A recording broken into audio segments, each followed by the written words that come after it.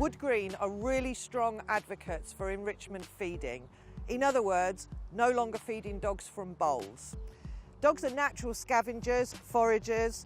They like to look for their own food. Pet dogs have that mental capacity and mental stimulation removed from them by us just putting food in a bowl, plonking it down in front of them, and mealtime is over in seconds. So what we propose is that people get inventive with different ways of delivering their dog's food, A, to make it last longer, B, to empower them to take responsibility to accessing their own food. It also helps relieve boredom and help with behaviour modification programs. The list of different types of enrichment feeders is endless. So example here, this is a ball with a maze inside of it. You drop the food in, the dog then rolls it around, the food falls out, and the dog gets to hoover as it goes by. This is another type, again, food goes into the top, the dog nuzzles it around and food falls out. So it's taking responsibility for accessing its own food. Kongs are a really popular form of enrichment feeding, and they are a great idea. They can have all sorts of things put into them, so you could do healthy options by using fruit and vegetables. Obviously, we can't put in things like raisins or grapes because they're potentially poisonous for some dogs and can be deadly. You can also use part of their food. You can put dry food in there that's been perhaps soaked in water, or you can add a bit of tinned meat in there.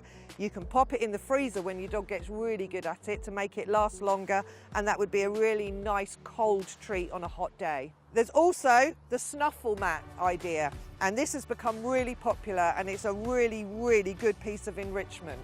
All you do is get some of their kibble, lift up the gaps, load it up, hiding bits of kibble all the way through it, and then put it down on the floor in order for your dog to access. If you're on a budget, then you can make your own. So kitchen roll innards or toilet roll innards, you can stuff one end, you can get some food, and I say this would be your dog's daily recommended diet.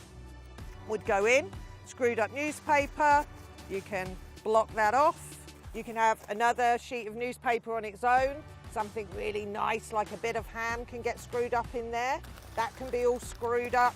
It can go into the box. You can add all sorts of things in this little box, and you can then pop it together and put it down for your dog to open up and enjoy playing with.